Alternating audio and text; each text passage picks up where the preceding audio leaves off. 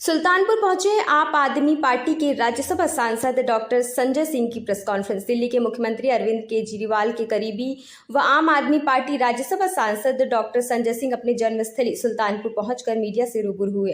अपने सुल्तानपुर गावड़िया आवास से बीजेपी पार्टी पर जम के साधा निशाना। खबर भारतवर्ष न्यूज चैनल से बात करते हुए राज्यसभा सांसद संजय सिंह ने क्या कुछ कहा, आइए सुनवाते हैं। आज मैं अपने घर पर सुल्तानपुर में हूं और कल रात से एक बयान सुनकर पीड़ित हूं, दुखी हूं। देश के करोड़ों हिंदुओं को भारतीय जनता पार्टी का विधायक खुलेआम गाली दे रहा है, जयचंद की औलाद कह रहा है। देश के करोड़ों हिंदुओं को गद्दार कह रहा है।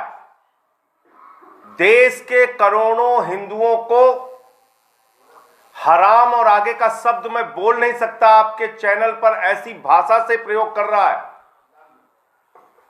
जयचंद की औलाद कह रहा है, मुसलमान की औलाद कह रहा है। मैं पूछना चाहता हूं भारतीय जनता पार्टी के लोगों से, मैं पूछना चाहता हूं आदरणीय नरेंद्र मोदी जी से, योगी आदित्यनाथ जी से, जेपी नड्डा जी से, क्या जो दलित समाज के लोग भारतीय जनता पार्टी को वोट नहीं देते वो गद्दार है क्या? जो पिछड़े समाज के लोग भारतीय जनता पार्टी को वोट नहीं देते वो गद्दार है क्या? जो ब्राह्मण भारतीय जनता पार्टी को वोट नहीं देते वो गद्दार है क्या? जयचंद की औलाद है क्या? मुसलमान की औलाद है क्या? जो क्षत्रिय भारतीय जनता पार्टी को वोट नहीं देते वो मुसलमान की औलाद है, वो जयचंद की औलाद है, वो गद्दार है क्या? जो वैश्य बीजेपी को वोट नहीं देते वो गद्दार है, जयचंद की औलाद है, मुसलमान की औलाद है क्या? मैं पूछना चाहता हूं मोदी जी आपसे, मैं पूछना चाहता हूं आदित्यनाथ जी आपसे, मैं पूछना चाहता हूं जेपी नड्डा जी आपसे, आपका ये विधायक इस प्रकार के बयान दे रहा है और अब तक आप खामोश हैं करोड़ों हिंदुओं के अपमान पर। देश के करोड़ों हिंदुओं को गाली दी जा रही है और आप सारे लोग खामोश हैं। ऐसे कैसे हो सकता है?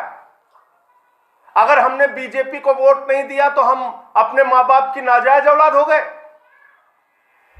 भारत का संविधान, बाबा साहब डॉक्टर भीमराव अंबेडकर के द्वारा रचित संविधान हमें अपने मर्जी से वोट देने का अधिकार देता है। देश का निर्वाचन आयोग हमें अपने मर्जी से वोट देने का अधिकार देता है। भारतीय जनता हमें अपने मर्जी से वोट देने का अधिकार देता है।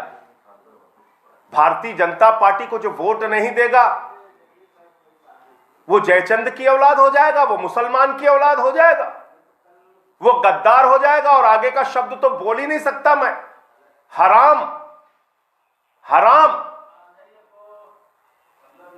इस प्रकार की भाषा बोली जा रही है। भारतीय जनता पार्टी के लोग ऐसी भाषा बोल रहे हैं।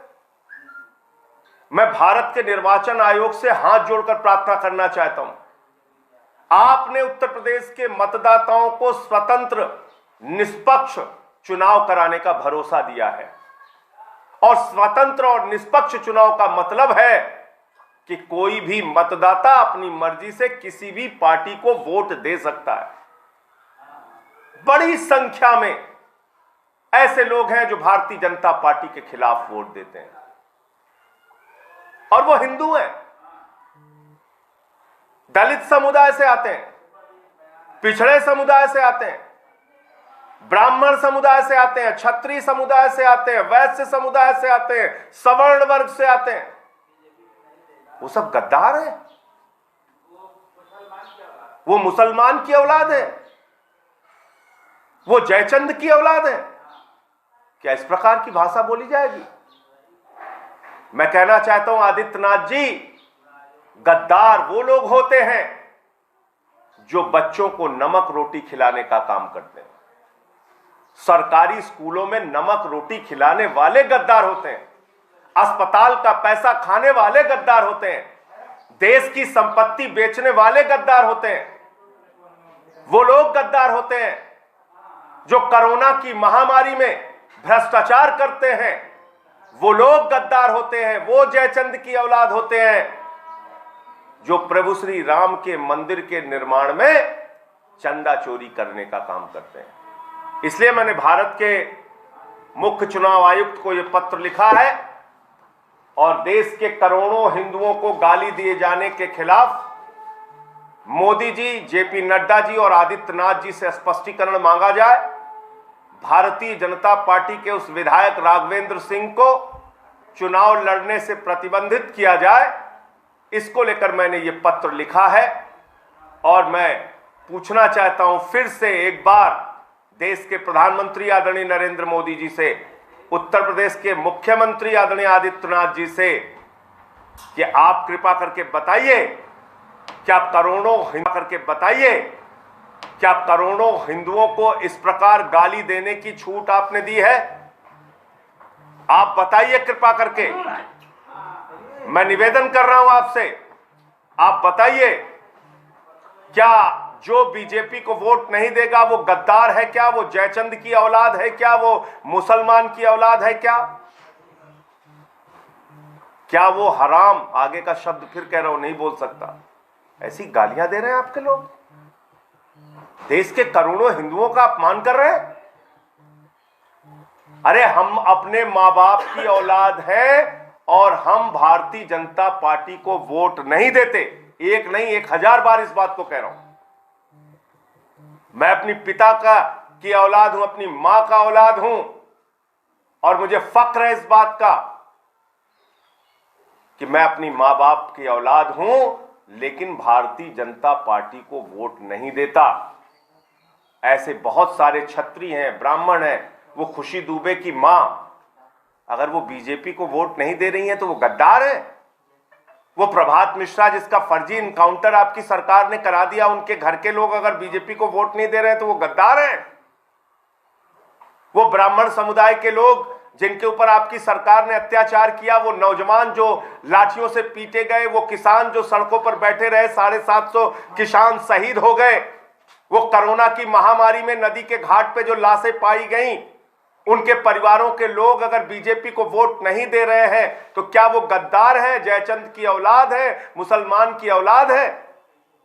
मैं पूछना चाहता हूं आदित्यनाथ जी से और मोदी जी से और उत्तर प्रदेश के सभी हिंदू मतदाताओं से यह अपील करना चाहता हूं, इस गाली को, इस अपमान को अपने वोट की ताकत से जवाब देने का काम कीजिएगा।